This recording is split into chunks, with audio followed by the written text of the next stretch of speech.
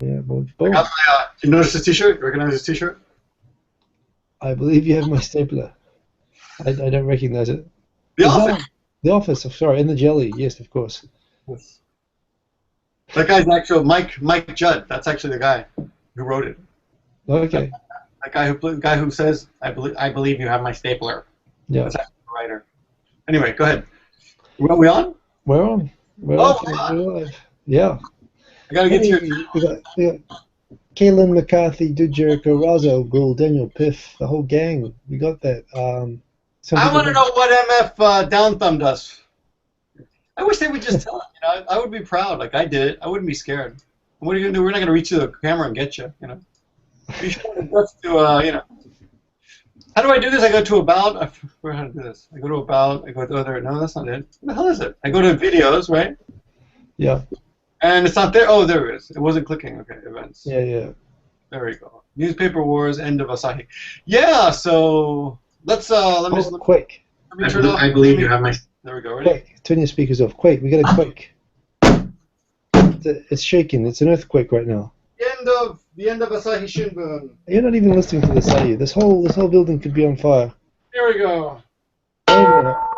Oh, I want to see what Shindo that was. I think it was a Shindo. I'll give it a 2, maybe a 3. Did you have an earthquake just now? Really? You didn't feel it there? No, not yet. Really, you had one. I thought you were joking. No. The room was shaking. Check the earthquake info. $800 drum. I mean, Okay, good to see everybody.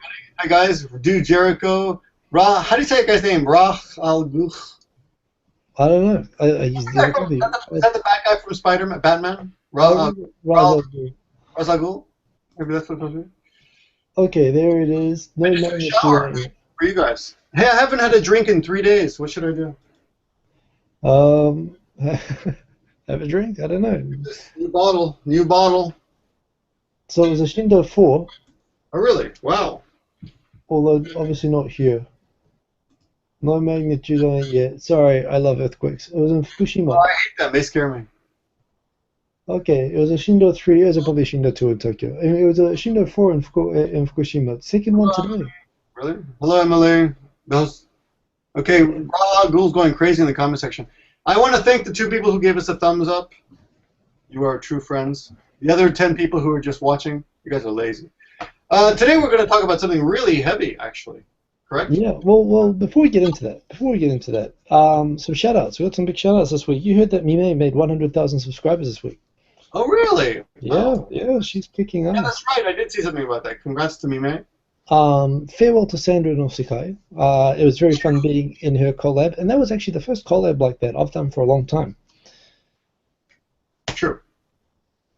Like, we need to do a happy collab because that never happened. Sorry? A happy. No. Yeah, those things. I don't know. So that's just it. So you know, as if it's hard stitching a bunch of videos together. But Charlotte did a great job. Charlotte's channel is kicking ass. Have you noticed that? Oh, no, I didn't. All of her videos get like 100,000 views lately, and she puts videos up every couple of days. Really? She's back in. I know she took a long break from Canada. I emailed her and said, "Welcome back from Canada." She said, "I've been back for like a week." Yeah. Didn't know. Yeah. But so that was kind of fun doing just a simple. It was kind of a farewell vid, which whatever. But you know, she'll be back. She's not dead, everyone. Mm-hmm. But yeah, that was really fun to do. The video came out great, and it was kind of nice to do that. You know, first time I've done that in a while. Eric Surf 6 will be on here next week. We got lots of. Eric Surf 6. Yeah. Looking very good. He's been exercising a lot. He's ready. He's getting ready to run a marathon soon, so he's in really good shape. Yeah. Well, like the 21-year-old that he is. He's actually a little bit either younger or older than I am. I forget. Yeah. But he's looking good. Also, he has 2 kids, which you know what that just ages you 10 years right there. Look at me, I'm 15. I know. So yeah. But yeah, no, lots of stuff going on. But yes, indeed, the subject, as we have in the subject line of the video, in the title of the video, is this the end of the Asahi Shimbun newspaper? Because it's been taking a bit of a beating lately, hasn't it? Yes. Now, I have a student who works there, actually in the subscription section. She's not a reporter or anything. Yeah. But she says that they lost in her little. She works for a little neighborhood subscription office, and she said they lost 40 subscribers. Yeah. last week. This was last Thursday. She told me this, so it must have been 10 days before that. Yeah. So pretty shocking. Their whole office is shaken up. Of course, psychologically, it's shocking. For an office to lose that many. Yeah. But I don't think it's going to be that bad. Of course, from what I've read, you read the article, right? Not the one that you talked about, although I've read like 20 articles about it, so I think I know about it, but yeah. Well, anyone who's interested, you can Google an article called "Newspaper Wars Inviting Permanent Reader Alienation." And according to this, it seems readership is down on the Asahi, only less than 10%. But actually, why don't we get a little history lesson from Hiko? Yeah. I'm sure you can deliver it a little bit better than I can. What happened? What's the big deal? Okay, so it goes back to the post-war apocalypse. We wiped out of Japan. And basically, Japan becoming democratic and having free politics for the first time since the war and whatever. And back particularly up to the 60s and 70s, Japan was, it's funny, Japan is so not openly political now, but back in those days it was very, very political. Sorry? They had a lot of activism. They had the Red Army. They had the Red Army, the communists. Actually, in the 50s, under MacArthur, the communists nearly democratically became the government of Japan. A pro-North Korea communist party was nearly democratically elected. And that actually caused, and if you go right back to the war, because this is all intertwined with the politics, after the war, of course, and it was a bit like Iraq. When America came into Japan, the first thing they wanted to do was to smash and punish all the fascists. To which all the communists and socialists, who were all kind of forced underground, they were kind of being tracked down by the Kempeitai, the Japanese Gestapo, and all that sort of stuff. And so they all came out and they were all partying in the streets, and all the fascists were getting thrown into jail by the Americans. However, the left-wing party got a little bit out of hand, and the communists nearly got democratically elected while MacArthur was still running Japan. And so when the Americans heard that the communists nearly were going to get elected in Japan under the watch of an American general when they were getting into a war with the communist powers in Korea in the 50s, they said, okay, party's over, let all the fascists out of jail, put all the communists back into jail, and put the LDP, build up the LDP based on CIA money and with all the fascists and all that sort of thing, put them back into government, and they'll be so thankful that we let them out of jail that they'll always support America, and we'll keep the security bases within Japan to help the right wing suppress the left in Japan. And this was kind of like the it was a bit like the Arab Spring, right? It was kind of like for a time everyone thought America's here, they've liberated us from the fascists, and now we can have a proper nice socialist government. And America kind of went back on the promise after 8 years, when it nearly actually became the government. America said, whoa, wait a minute. And so that kind of betrayal of the US and the security arrangement between Japan and the US, that pretty much defined politics in Japan for the last 50 years. And the whole society became so polarized. And there were many ways that the society kind of organized between the people who became very anti-American and anti-US military and anti-LDP, and the people who, couldn't imagine Japan becoming communist or becoming pro-North Korea or pro-China. And they all basically aligned in all sorts of ways. They aligned in terms of the companies, like the construction industry provided thugs that went and beat up the university students that were the left-wing supporters and so on. Just like America. Sorry? You're talking about Japan, right? Yeah, it's exactly like America, though. That's exactly what was happening in New York City and Chicago. Yeah, at the same time. I mean, at the same time that they were sending tanks into Berkeley, they had to close Tokyo University for 2 or 3 years with exactly the same thing happening. 3 years? It was that long? It was a couple of years in the 70s, yeah. And it was out of those campus wars, where they were doing the same extreme things as in America. That's where the Red Army came from. And the Red Army was born out of the frustration of being suppressed indirectly by the US, and which was supporting the Japanese government suppressing them. And so as society kind of divided, and as children turned against their parents, and again exactly like America in the 60s and 70s. Well, children still turn against their parents. Yeah, they still are, but with bombs and machine guns back then, and traveling to the Middle East and hijacking airliners and doing things that you really don't think of Japanese people as doing now. The way that people align themselves in terms of their political affiliations, and everyone was political and everyone was politically affiliated, was defined by the newspapers that they read. Right. Dad, who's quite glad that the Americans, came back to their senses and put the LDP into power and put all those, red commies in the back into jail and under watch as they should be. They were all good, solid salaryman Yomiuri subscribers. And the radical, well, not even radical, the left wing, which was for a time, in fact, if Japan had had a democratic system which was based purely on the number of votes, I mean, the communists and socialists would have easily been the government for a long time after the war. The only reason the LDP won was because of gerrymandering, which allowed, conservatives to control Japan based on controlling rural districts that had like 6, sometimes 10 times the voting power of urban votes. I'm sorry, you use that word gerrymander? I thought that was an Americanism. Well, I think it is. I think, but it talks about that's about drawing electoral boundaries to manipulate electoral results. I'm surprised.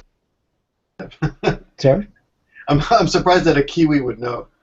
Well, we all have it. I mean, in New Zealand or in Britain. I mean, this predates America, of course. Oh, really? That's practice happened in the UK. But it was made popular. Yeah, they were trying to limit the American African vote in America. So I see. Okay.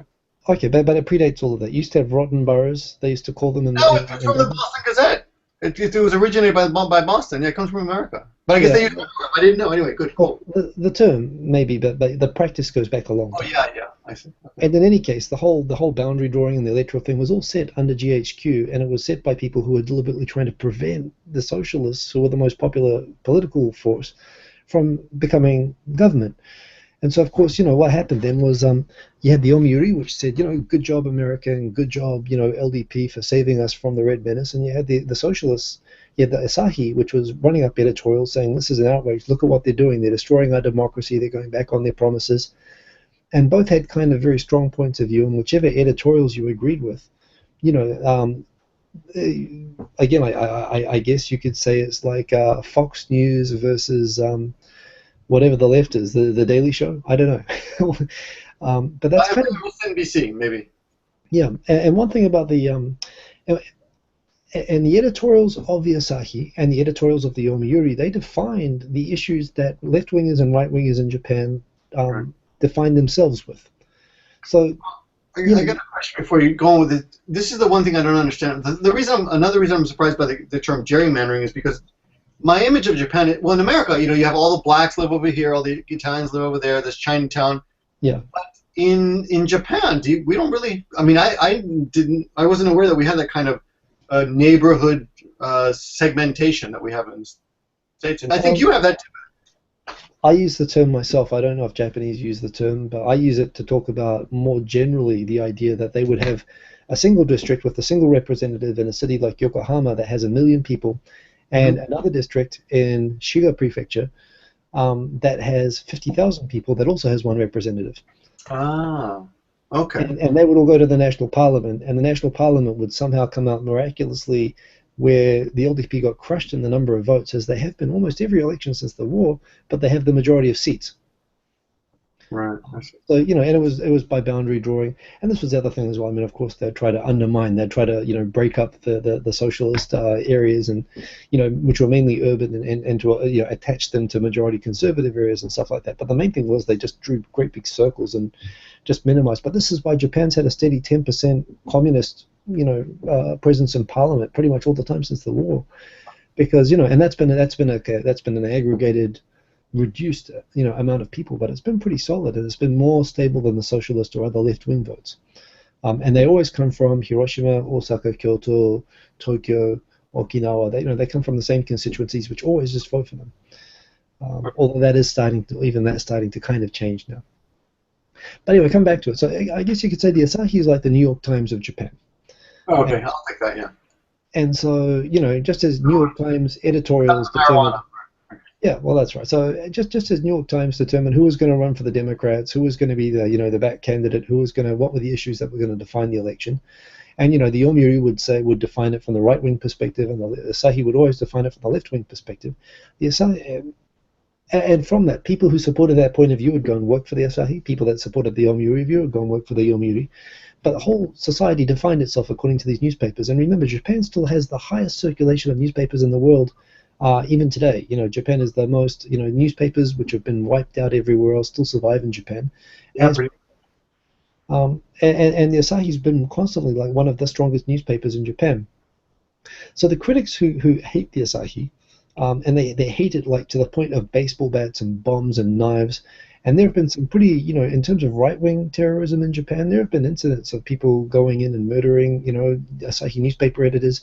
There's some crazy right-wingers went into a Asahi office and committed ritual suicide in front of the editor and protested some sort of article. When was this? Oh, this is all through the 70s and stuff like that. But, That's amazing. But yeah, there's been the history around acts of violence towards and around the Asahi, perpetrated by the right wing in Japan. Just of course, as the Red Army has done all sorts of crazy stuff, they were bombing and killing people all around central Tokyo and so on as well.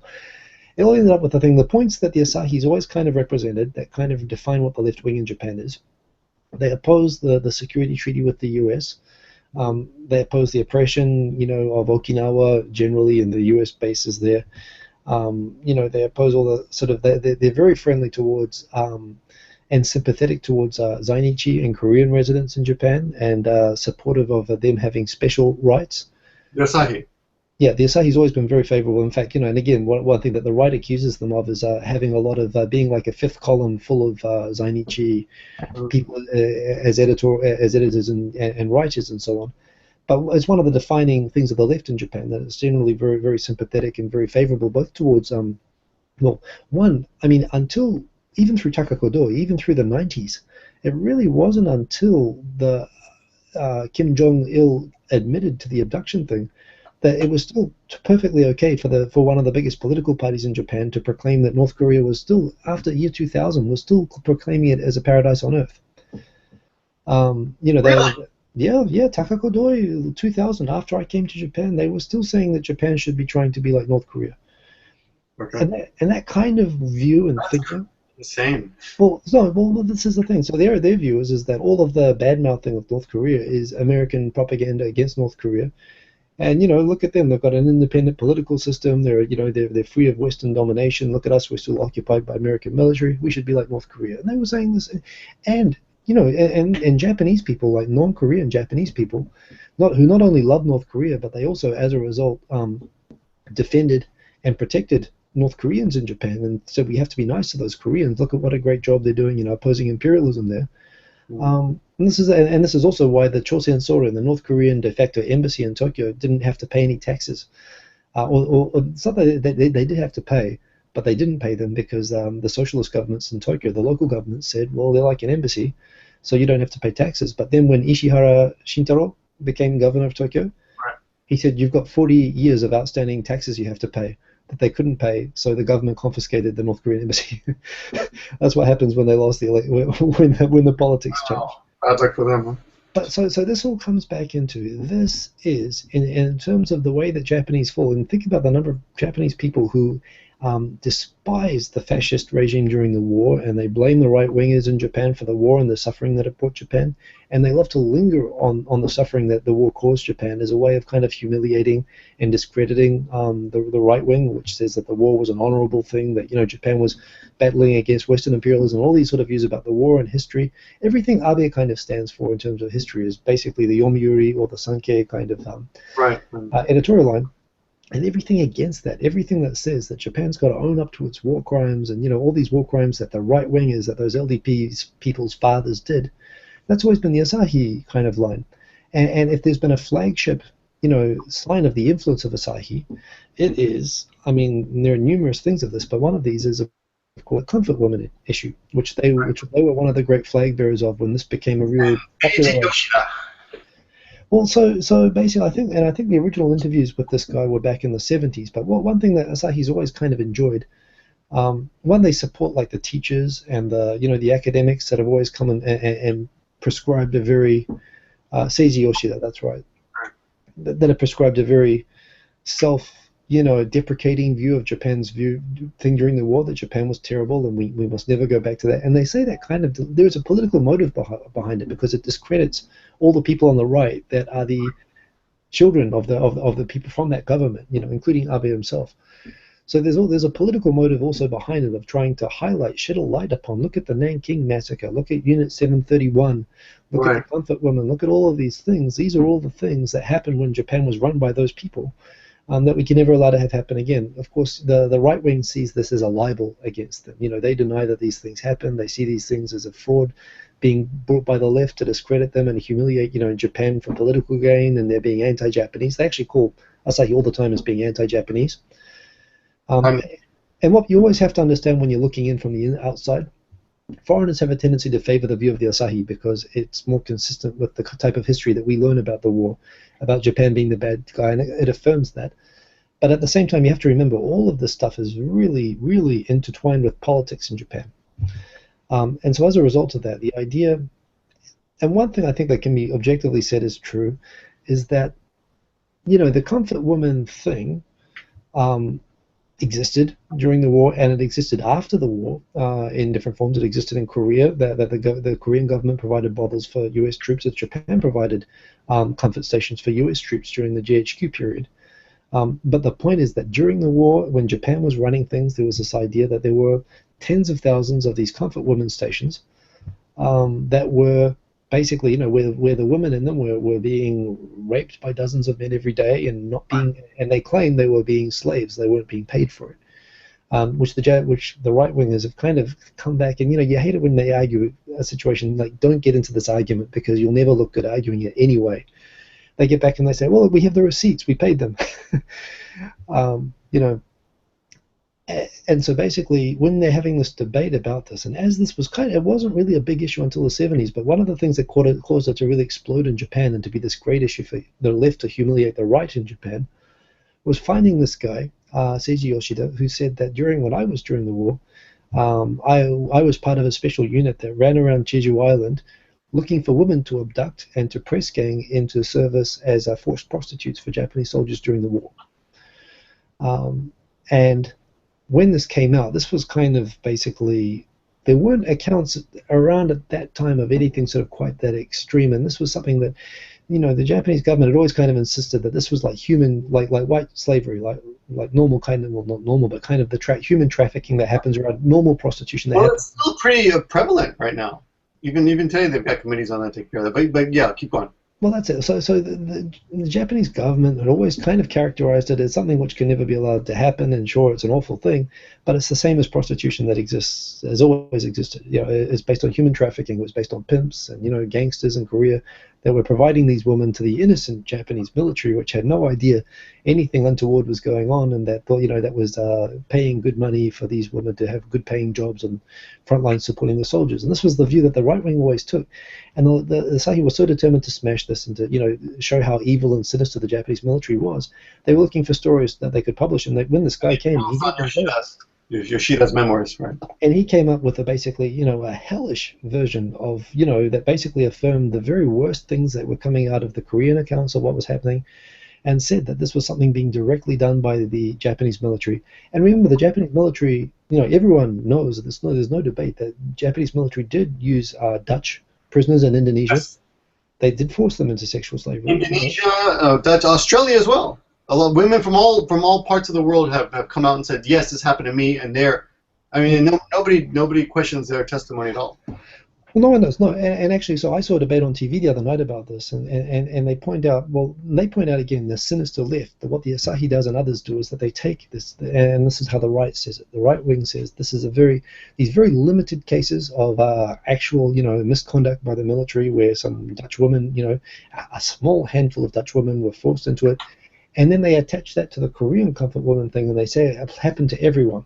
And they say, no, those guys who did it, they were tried, they were executed for war crimes, and that was all resolved. And the Korean thing was totally different to that. But of course, the view that article, that article by the interviewer says Yoshida affirmed was that it was giving a perception that what happened to the Koreans, which were a very large number of them, was exactly the same as what happened in Indonesia. Right, it's the same pattern. Yeah, they said that, which is basically the military was directly involved in, abducting, enforcing, sex slavery. And so this story was kind of the story which, whenever the right wing would try to say anything saying that we were all Japan was honorable during the war and we need to bring back the Bushido standards in the good old days, Asahi would come out and reprint the Yoshida article saying, look at what the honorable Japanese military was doing. The problem with this is that this article was so shocking, even within Japan. It did two things. Well, it drew a lot of attention to the comfort woman issue, like more than had really been drawn to the issue before. It's really made the issue quite big when it came out because it was so shocking, like the descriptions. And this was part of what led to ultimately the Cornell Statement in the 1990. It became something which was, Koreans are looking at their government saying, why aren't we asking for compensation for this? Why aren't we doing something? Quick, I think a lot of people don't know about the Cornell Statement. Okay, so basically, the outrage around this article and the debate about it in Japan, all of a sudden people in Korea, that wasn't maybe all of a sudden, but certainly a lot of people were saying, yeah, why have we never asked for compensation? Why don't we make this an issue with Japan? But they'd already gotten compensation in 1965, right? That was a secret. The Korean people didn't know about that. But yeah, they didn't know, but we knew. Did the Japanese people know? No, Japanese people didn't. The government knew. And remember as well, under Park, under the military dictatorship in Korea, which was kind of friendly with Japan, they both agreed not to take it up.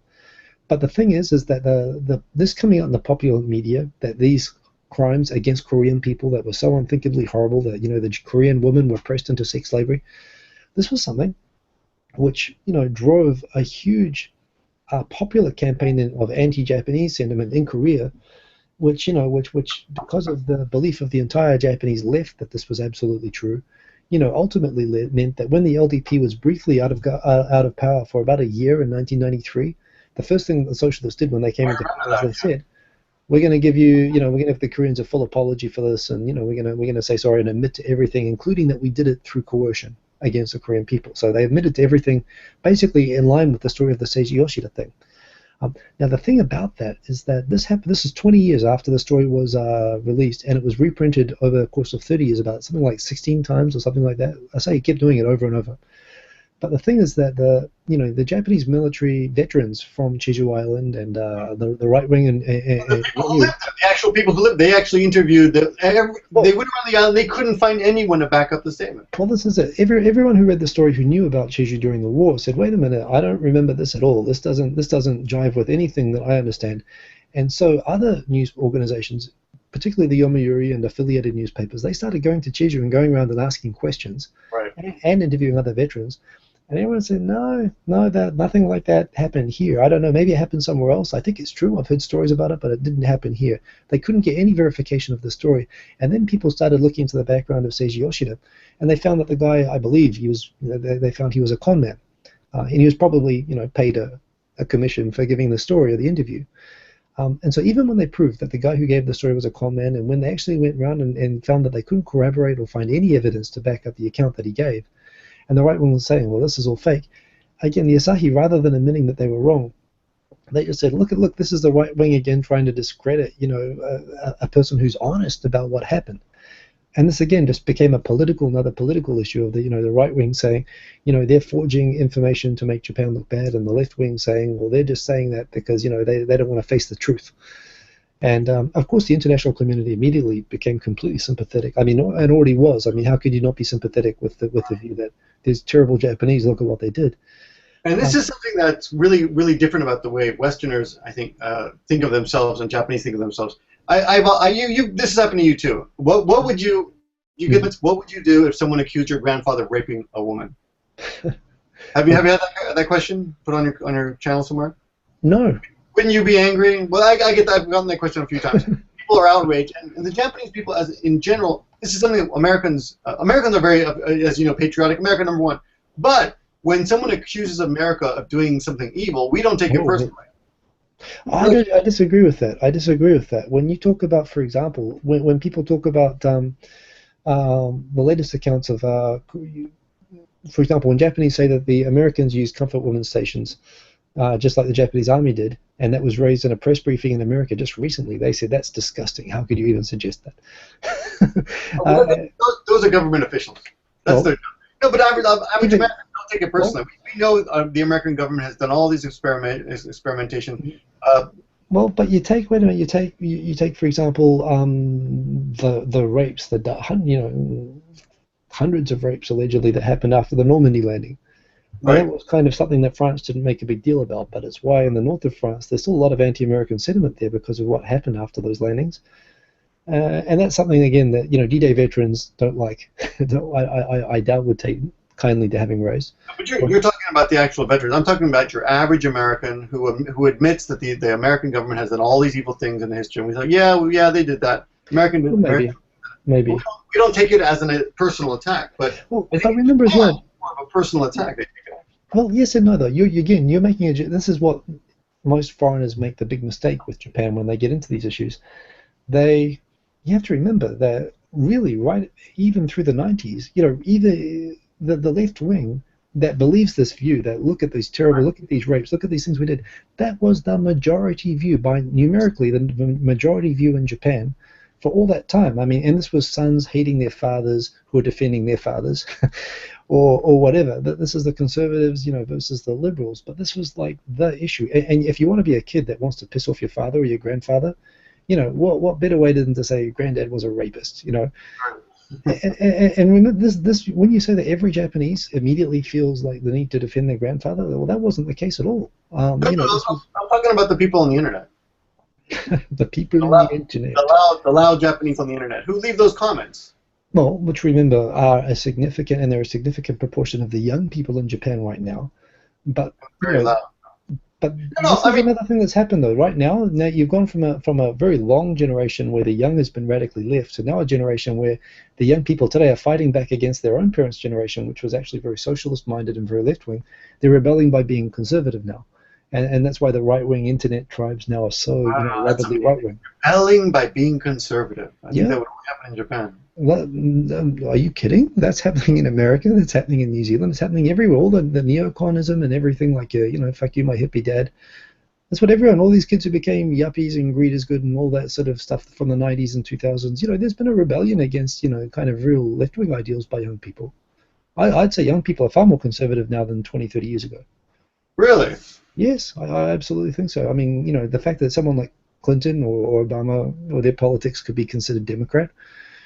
I mean, you have to be pro-business nowadays. You have to be pro-startup. You have to be you have to be pro-capitalism. There's no interest in socialism anymore. But that doesn't mean you're liberal. That just means you're just a capitalist. That doesn't mean you're liberal. But in the old days, to be a liberal, you had to believe in the destruction of the capitalist system and the underlying, leftism, real leftism, used to really exist. I mean, again, when you talk about shutting down Berkeley with tanks. That was leftism. That kind of leftism doesn't exist. In fact, you go to Berkeley, all they want to do is, people say, well, I'm they're trying to make an app. Liberal, but fiscally conservative. You get that. Which I am too. But this is the thing. But the idea that you could have fiscally conservative. Gay marriage, come on, nobody cares about that anymore. Sure. That's morally liberal, right? But fiscally conservative, young university students, are you kidding? I mean, that's not old-fashioned. That's not socialism, and that is rebelling against the parents' kind of ideals. Well, how do you account for the 99% rebellion? Well, all the sit-ins in the parks. Well, like I said, I think but the thing is, I'd say that's a very small minority. Fortunately or unfortunately, that kind of thing exists. But Well, but my impression of the differences between Japanese in general and other countries is that when you say, "Oh, the Japanese government did this during the war," Japanese today take it personally. No, I disagree. You're saying Japanese again, and I don't think that's right. Yeah, but how can you talk about? But if you say America, you bombed Japan, you're the atomic bomb. Oh, you're terrible. Half the Americans would agree with you. Yeah, you're right. That was terrible. But you're making the mistake. I'll be a generalist. I'll say every American makes the mistake of coming to Japan and thinking. That's the same thing you're saying. I'm saying, but I'm not saying that. I'm saying that all Japanese think the same about this, and they don't. Well, no, but the evidence that not all Japanese think the same about this is the fact of the existence of the Asahi and the Yomiuri, those two things, or the Sankei and the Yomiuri on one side, and the Asahi on the other. The fact that Asahi has such high circulation, the fact that Asahi readers were more than half of the voting electorate in Japan for 50 years, shows that Japanese are just as hating when it comes to the war and as ready to put granddad in the doghouse as anyone else. And the idea that yes, at the moment, if you say it, and right now you look at the last election. You look at you want to know how political Japan is right now. Isshin no Kai got 30% of the votes, which is in terms of again, liberal in some ways and very conservative in others on the history issues, and on the Asahi versus Yomiuri scale of things, definitely on the right-wing side. I mean, you talk about if you put the newspapers at both ends of a spectrum, in the last election, parties that represented Asahi readers got less than 10% of the vote in total, taking the socialists, the Seikatsu, the Lifestyle First Party, the communists. They got like 5% of the vote, and the other 95% all went to conservative parties. Both of those parties is apathy. The apathetic people don't vote. in this Well, country. that's because they know that their votes are worthless if you're an urban voter. Because for Asahi readers, they know that their votes aren't worth anything. And they know that the Democrats, which were their only hope of changing things, were a huge disaster, of course. And they, and Noda, this is a thing as well. So you have Hatayama, he was an Asahi guy. Khan was a Asahi ink flowing through his veins guy. But Noda turned out to be this massive Yomiuri type guy. When everyone thought that they had elected a party that was an Asahi type party. So That's interesting that in Japan, I guess you're right. You can kind of define the parties by the newspapers that they read. Completely. And this is why when people talk about, Japanese hate it when you insult their grandfathers, are you kidding? Look at the Asahi subscriptions. And that's what even the right-wingers will say to you. They'll say to you that Asahi readers are sellouts, self-hating Japanese who try to humiliate us at every opportunity. And yet they're 50%, they've got this huge circulation. So this is why you have to understand what you're saying is valid. The people who see the Asahi and see these articles as insulting the memory and the honor of their grandfathers, and this is why they go in and they commit ritual suicide in Asahi offices, and why they've killed reporters, and why they go kind of crazy about this stuff. And this is why this particular article, the Seiji Yoshida thing, and and why everyone has so jumped on Asahi to do nothing less than to destroy the Asahi. And it wasn't just that one story. There's been 2 or 3 other stories. One about the Fukushima aftermath, and a couple of other stories have been. Do you think that instigated this whole thing? Yes. Well, no. What I think is that the Yoshida thing. Well, Asahi's got some problems. One, Asahi's always taken this thing, and it always understood this, and it even admitted to this. It knew, even when it found out that article wasn't credible anymore, that to back off from it would be to kind of concede that somehow the right wing and what they're saying is right. And that was the problem. They never wanted to back off, because if they backed off on it, somehow they might be conceding the right wing view that everything the Asahi is saying about the comfort woman is a fabrication made to humiliate Japan.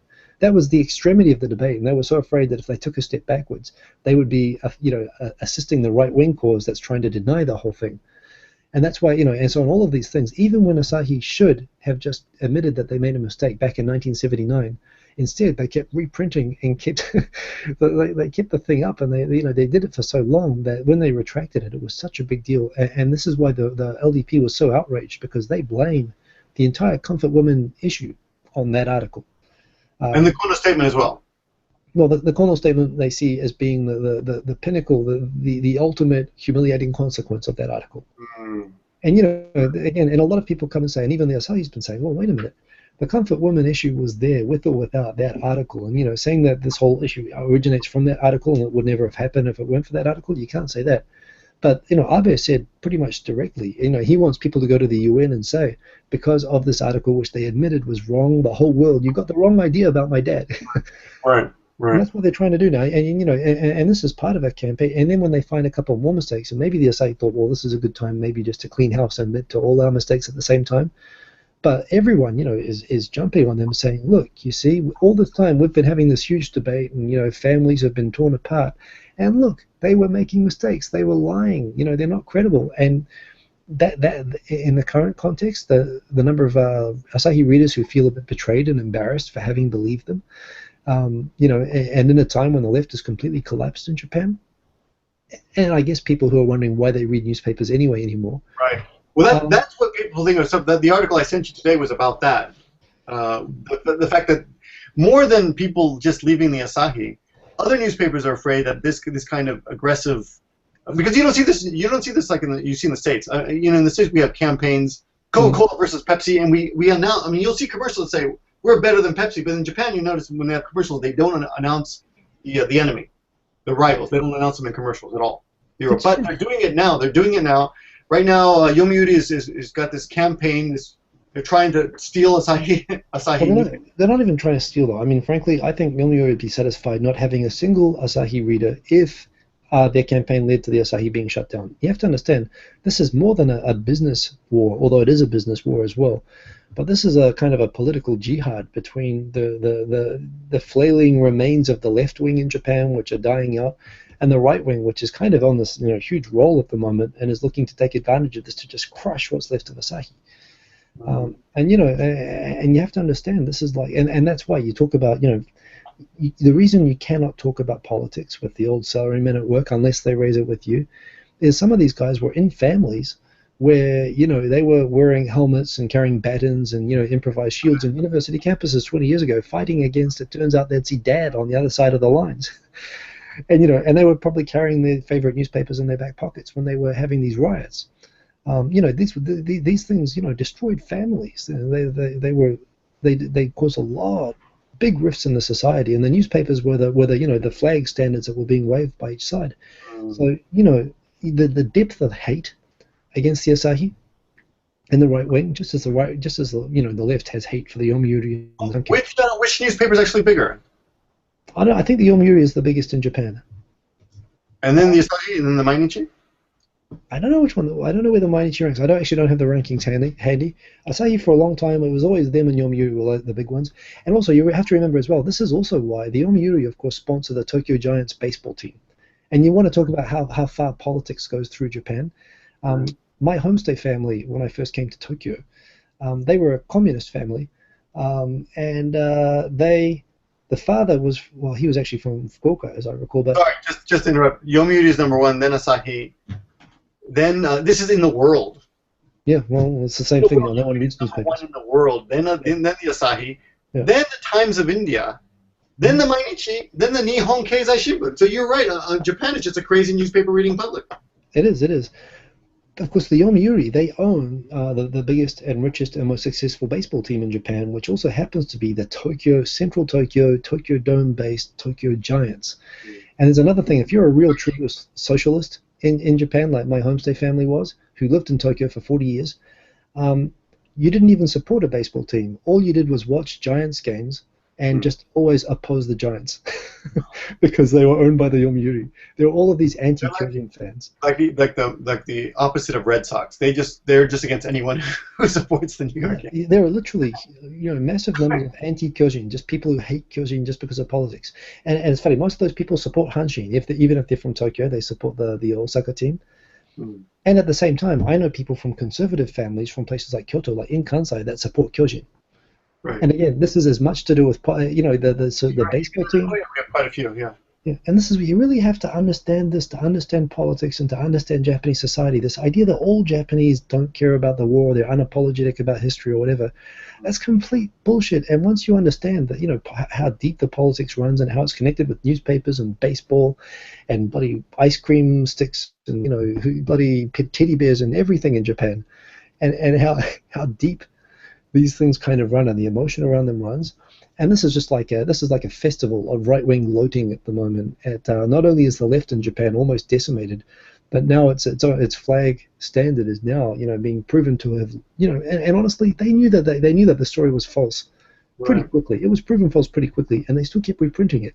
So you can't really say, you can say, you know, the importance of being in it to have a mistake is a mistake, but to have printed a falsehood once or twice may be seen as a misfortune, but to have reprinted it 16 times rather looks like carelessness. You know, it's pretty hard to say that it was an innocent mistake by the time they got to the 16th reprint of the story in the 1990s after it had been discredited. Yeah. So, you know, you got to say they actually were discredited just the same way that the socialists, you know, that read the newspaper were thoroughly discredited after defending North Korea for so long, when North Korea came and admitted to everything that the right wing accused them of having done, abducting Japanese people. I was surprised they admitted that, but you want to take some of the questions? Yeah. Let's look through here. Sorry, I got all excited. I talked for too long. No, it's good. It's an interesting topic. Yeah. I thought you wouldn't take it when I sent it to you. Are you kidding? I love this shit. Okay, so let's see. Let's go through here. A lot of Raul Ghul, a lot of comments. Yeah. Questions. I'm going to ignore all the compliments, but thank you. We're both getting compliments. People like us. Thank you very much. I'm a good-looking man. All good-looking, yes. Any questions? Someone missed us. Let's see. Contents I saw this show. Gerrymandering is term from USA. Okay, got that. Where did you learn all this, Hiko? People, where did you learn this? I just have no life. What? I have no life, basically. You have no life. Okay. I read a lot, and I link stuff together while I read it. The stuff is just fun to read. And man, here's a good question for you. Between crazy leftists and crazy right-wingers, which group would you choose if you had to choose one? Wow, that's a good question. That's Well, a hard here's the one. thing. I don't know. I think I might go with the right-wingers, actually. You know what? If I was looking for an interesting conversation or a night out with drinks, would I rather hang out with crazy leftists or crazy rightists? I would take the crazy rightists every single time for going out for drinks and having, you know, a night out. Yeah. Leftists are kind of boring. They're kind of square, you know? And they're so freaking self-righteous. They have no sense of humor, the extreme leftists, right? You know, the extreme rightists I've always found to be actually kind of fun to hang out with. That said, I mean, I think in terms of if I were to take a test on stuff I agree with and stuff I don't agree with, I'd always come out on the left. But that doesn't mean I like most of the people on the left. I find them, yeah. Oh, we have a very good suggestion from Emily, who says we should get Sandra on before she leaves. When is Sandra leaving? That's going to take about 2 minutes because of the lag to get a response, but we'll keep an eye on that. Okay. Yeah, no, when is Sandra leaving? I forget the exact date. I think it's mid-October, but I'm not sure. If it's possible, or even if we could push back Eric a week, maybe. Give me Sandra a bump. I don't know, maybe, yeah. Yeah, that'd be cool. Yeah, that'd be great. Let's see what else is going on here. Eric's up 6th. 3 people gave a thumbs up. Yeah. Only 2 thumbs up. Yeah, that's embarrassing. Yeah, no crazy some people. Probably crazy leftist Asahi readers. Yes, keeping your thumbs from going down. Up or down. Any luck with T-shirts? Yeah. Actually, I guess I do have a couple links I sent to you. You're supposed to send me another link, right? I know, and the guy is. I settled on a design. The guy's making an AI thing, which hopefully we'll get in a couple of days, and I'll send that, and we'll get a Tokyo Time shirt. So we're almost there. We do have.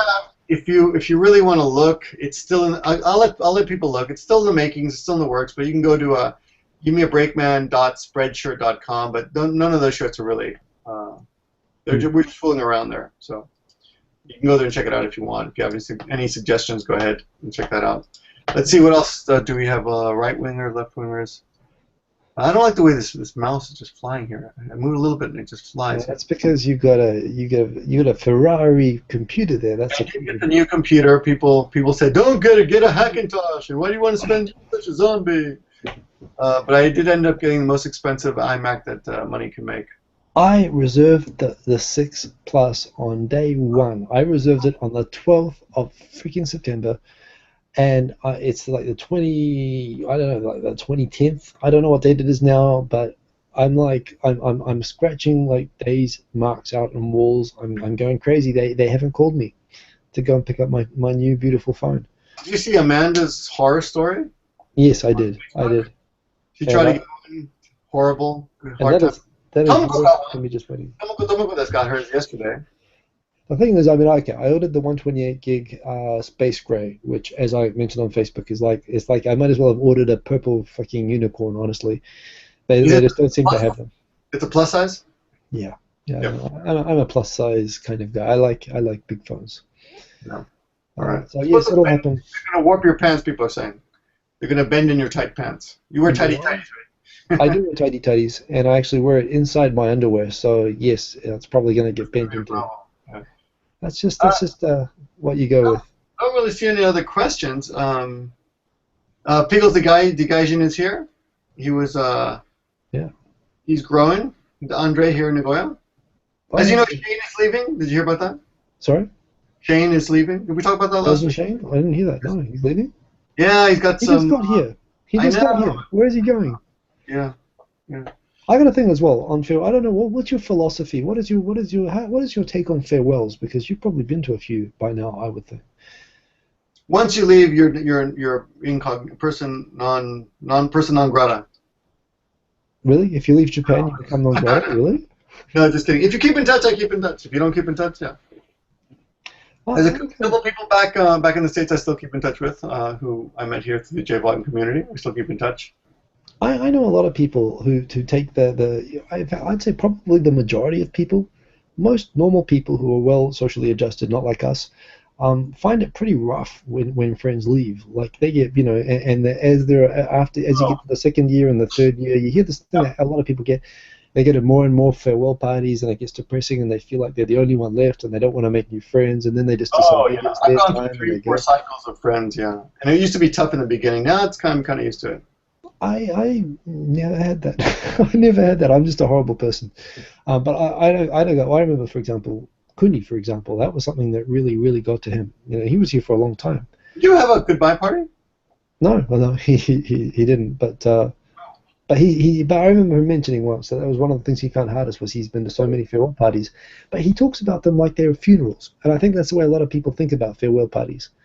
They think about, you know, they treat them like funerals. Oh my God, the person's not going to die. Like the guy died, but you still get an email once in a while. That's right, from heaven. I don't know. I mean, for me, I mean, okay, partly because I've moved house 37 times and I'm a weirdly maladjusted human being. Perhaps that's why. But you know, I've never really. To me, a farewell means this guy's going off on a new freaking adventure. Great. I mean, honestly. How is that anything other than I'm sure they're sad that they're gonna not be around people or whatever, but if you're sad about it, don't go. And if you're going for a good reason, great. Have a party about it. I'm always happy for them, of course, but also a little sad that we're not gonna be able to hang out anymore, whatever. Honestly, maybe I just don't have deep enough attachments to people. Maybe that's a consequence of my strange army brat upbringing. That for me, yeah, good for you. Go for it. Hey, who are you? Don't misunderstand me. I'm not that sentimental. No. I know you're not. A couple guys, they left a long time ago. Sad to see them go. Some of them I don't remember their names anymore. To be honest, at the time I remember thinking, "Damn, that's a shame. Tony's gone." Yeah. Well, I'll have a drink, get drunk that night. See, this is why I can't do farewell parties because, like, for example, I saw photos of Sandra's farewell party on Facebook. And, there's Josh Hill and there's people there posing for photos, and they look like they are literally at a funeral. They all got faces like this. I would be so obnoxious. Everyone would look at me as being so obnoxious in a party like that. I'd be going, awesome, you're going to Sweden. I can go to Sweden. Yay, go there, listen to Ace of Base. It's going to be cool. And it would be, and everyone would be like, well, what is wrong with that guy? But that's just how I look at these things. I remember when I quit my first job after 3 years, and I had like 90 co-hires. We all did training together. We all went to America for 3 months together. We all became really close friends. And when I left on the mail, I kind of said, okay, guys, I'm going off to try a new job, so let's stay in touch. I'm still going to be around, so here's my mail here. Keep in touch, and saraba. I said saraba on the end of it, which is kind of the samurai getting on a horse riding into the sunset, Right off to the sunset. See you later, little lady, kind of thing. And I had those people come at the next Dorky-kai, like a year later, the next party get together of all my co-hires. Some of them said, Simon, actually it really hurt my feelings the way that you wrote saraba on the end of that. Really? It was so flippant the way that you said it. See, like Transformers, the guy says, "Oh, we're not defending Earth anymore. See you." Yes. Walk off. Yeah, exactly. But exactly. Well, maybe that's kind of part of it. But I have these guys telling me how like I psychologically scarred them by not acting like I was going off to the freaking gas chambers when I left. Are you kidding? I mean, it's like Austin Powers with his wife, right? I got cured of that in college because I had a roommate who was very flippant about it, and I realized that that's just part of life. Goodbyes. Not a big deal. That's how I see it. But of course, that's why I've been here for 16 years and I don't give a shit. And when I say I don't give a shit, what I mean is that I look at these things. I try to look at everything in a positive light. I'm a glass half full kind of a guy. Sandra's not dead. Why do you have funerals standing next to her with such depressed faces? I mean, sure, yes, you can't hang out with her anymore, but it's awesome. She's going to Sweden. Are you kidding? Like the country with the best-looking women in the world, maybe after Venezuela, but honestly, I'd take Sweden. After Venezuela? Okay, yeah, I've heard that too. Yeah, okay. I mean, and she's probably going to come back. Geez, how old is she? And I came to Japan like 4 times before I came here for the long stay. So again, I think it's great for her that she whatever the reason, go do your thing, do what you got to do, come back when you want to come back. You got an awesome bunch of friends here, and everyone who's friends with her, you can go to Sweden and hang out now. Wouldn't that be awesome? So I don't know. I think it's cool. Well, we should get her on the show if possible. Yeah, let's get her on the show. Let's get her on and. Well, she's close by. I love Swedish music. This is the thing. I actually came out of the closet a little bit on I did a separate farewell video where I kind of paid tribute to just how much I love Sweden more than her because I'm just jealous she's going to Sweden. This is the thing. We have a big following in Sweden. You know that. A lot of people at that party were from Sweden. A lot of young people. Yes, and they were all cool, were they not? And this is actually one thing I want to ask her as a Swedish person when it's there. I mean, I guess it's pointless asking you, but I wonder if you're in a country where everybody is like that really, really good looking, what does that happen? I wonder how that affects you. Does that mean that you don't find anybody good looking because everyone's just good looking all the time and that's normal and everyone just looks ugly? Or does it make it so that you're so desensitized to good looking people that you start to find ugly people attractive, which is what I'm hoping for, of course. That's what I'm hoping for, too. Yeah. I ever visit and become single again, right? I'm interested in understanding how that works. The person we're talking about is Sandra no Sekai. Yeah, yeah. But anyway. I figured out how to use this Macintosh bot.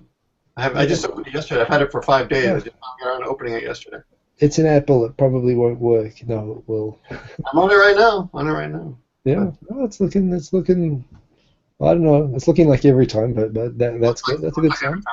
They're both the same. This one's apparently a little bit faster, so hopefully it'll render faster. That's all. I like my CPUs like my women.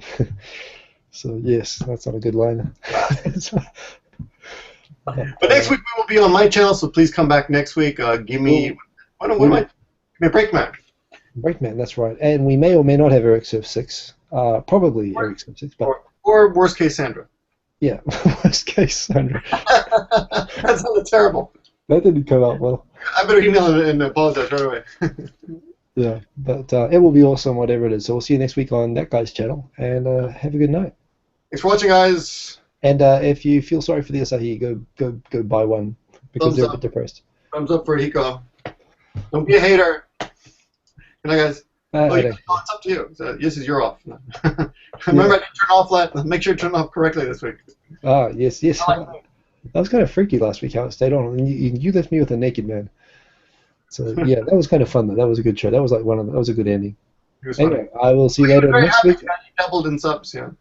And yeah, that's right. That's one thing. And next time you see me, I will hopefully have phone. We'll see. Good luck. All right. All right.